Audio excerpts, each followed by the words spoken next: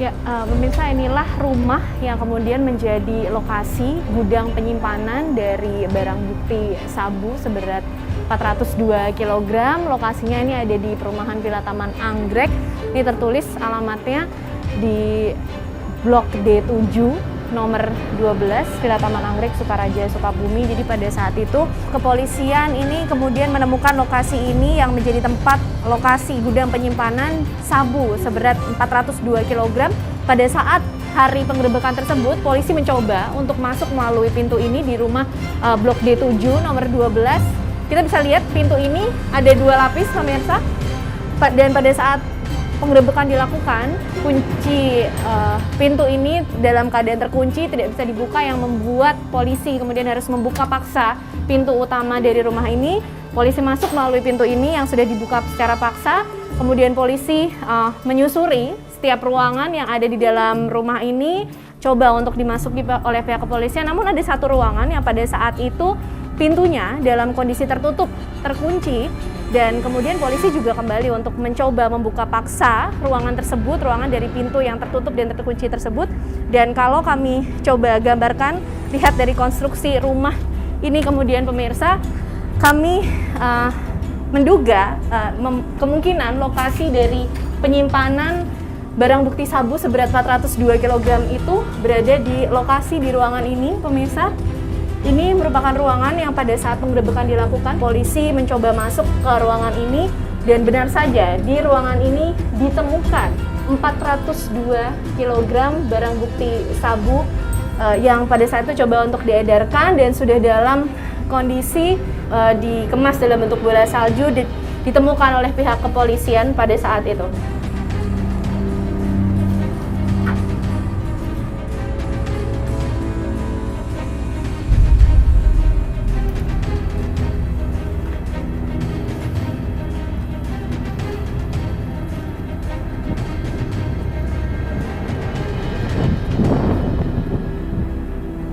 Pemirsa, kita akan coba tanya mengenai kemudian bagaimana aktivitas sebenarnya yang terjadi di rumah D712 itu ke salah satu warga yang ada juga di komplek perumahan Villa Taman Anggrek ini. Assalamualaikum, Bapak.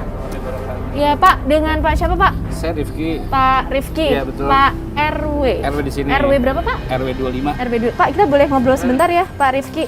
Iya, ya. RW 25 di perumahan Villa Taman Anggrek ya, Pak Rifki. Betul. Pak Rifki, kita pengen tahu sebenarnya aktivitas di rumah D712. Sebenarnya kan Pak Rifki mungkin juga tahu ini kemarin jadi lokasi penggerebekan kepolisian karena ada kasus sabu. Aktivitas sih sebenarnya tuh yang tidak ada masalah gitu, maksudnya tidak Karena sesuai prosedur. tidak curiga gitu ya. Terus dia mau izin, mau bawa barang, udah silahkan gitu kan.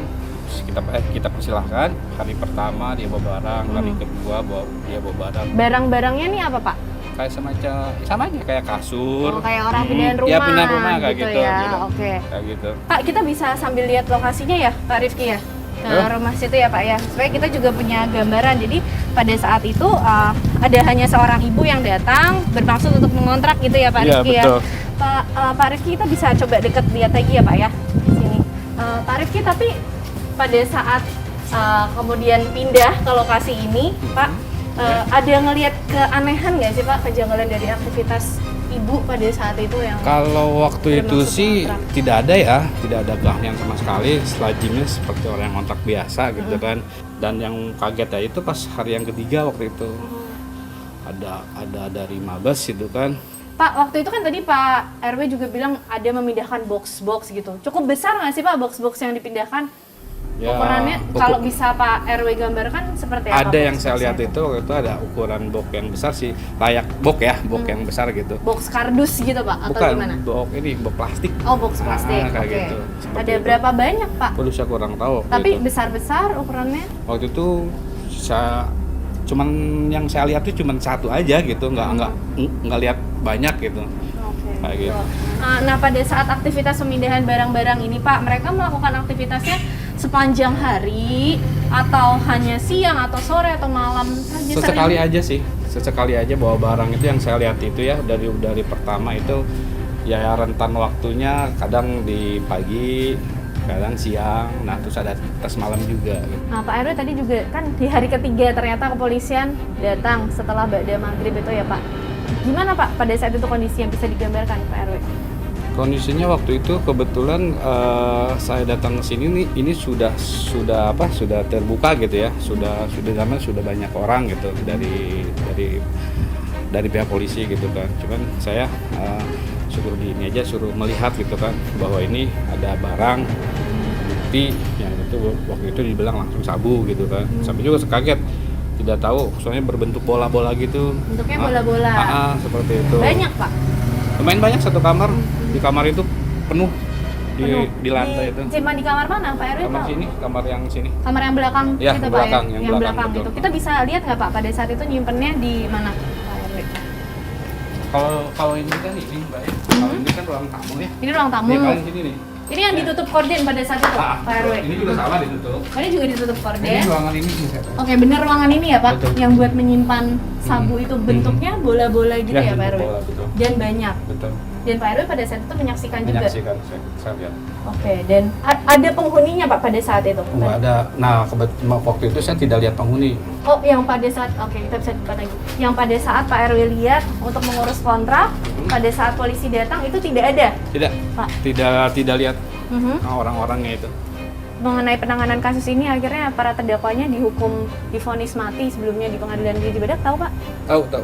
Oke. Nah, tapi ternyata putusan Pengadilan Tinggi Bandung ini menganulir hukuman mereka dari Betul. vonis mati.